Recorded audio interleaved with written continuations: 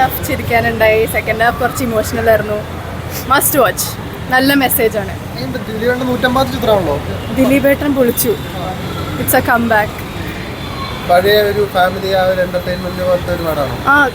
Family ആയിട്ട് കാണാൻ പറ്റിയ മൂവിയാണ്. അടിപൊളി പടം. അടിപൊളിയാണ്. നല്ല ഫണ്ണൊക്കെ ഉണ്ട്. കുറച്ച് ഇമോഷണലാണ്. അടിപൊളി ഡയറക്ഷൻ. ഒരു ഫാമിലി എന്റർടൈൻമെന്റ് ആണ്. പക്ക ഫാമിലി, ക്ലീൻ ഫാമിലി ദിലീപേട്ടൻ്റെ 150 ചിത്രമാണല്ലോ.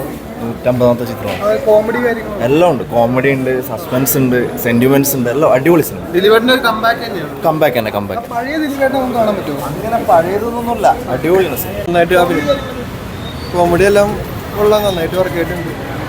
ഒരു തിരിച്ചറിവാണോ ദിലീപേട്ടന്? കുഴപ്പമില്ല. എങ്ങനെയുള്ളൊരു പടമാണത്? എങ്ങനെയുള്ളൊരു പടമായിരുന്നു? ഫാമിലി മൂഡാണ്. ഫാമിലിക്ക് ഇഷ്ടപ്പെട്ടു. ഫാമിലി പടമാണ്. ദിലീപേട്ടൻ്റെ പ്രകടനം കാര്യങ്ങളൊക്കെ ഭംഗിയായിട്ടുണ്ട്. എനിക്ക് ഇഷ്ടപ്പെട്ടു. എനിക്കല്ലെങ്കിലും ദിലീപേട്ടൻ്റെ പടം ഭയങ്കര ഇഷ്ടമാണ്. ഈ പടം മൊത്തത്തില് നല്ല പടമാണ്. ചിരിക്കാനും ഉണ്ട്, കരയാനും ഉണ്ട്, ചിന്തിക്കാനും ഉണ്ട്. ഫാമിലിക്കൊക്കെ കണ്ടിരിക്കും. അതെ. അല്ലെങ്കിൽ ദിലീപേട്ടൻ്റെ പടം വെച്ചിട്ട് ഫാമിലി മൂവിയാണല്ലോ ശരിക്കും.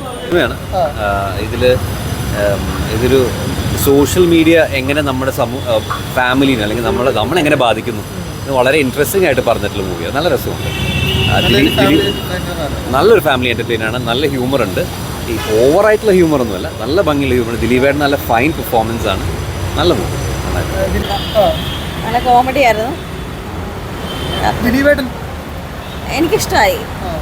ഒരു പഴയ ഒരു ഫാമിലി ആയിട്ടുള്ള ഒരു ദിലീപിനാണ്. കുറേ കോമഡി ആ ഒരു കുഞ്ഞുങ്ങൾക്കൊക്കെ ആണെങ്കിലും ഇഷ്ടപ്പെടായിരിക്കും. കുറേ ചിരിക്കാനുണ്ടായിരുന്നു. മൈൻഡ് ഫ്രീ ആയിട്ട് കാണാൻ പറ്റുന്നത്. ലാസ്റ്റത്തെ ഒരു മെസ്സേജ് കാര്യങ്ങളൊക്കെ അങ്ങനെയൊക്കെ ചോദിച്ചു കഴിഞ്ഞാൽ ഇപ്പോൾ സോഷ്യൽ മീഡിയ എങ്ങനെയാണ് അതിനെപ്പറ്റിയൊക്കെയുള്ള ഒരു മെസ്സേജ് ആണെന്ന് തോന്നുന്നു. എന്തോ ഫ്രീ ആയിട്ട് കാണാൻ പറ്റുന്ന ഒരു ഫിലിം.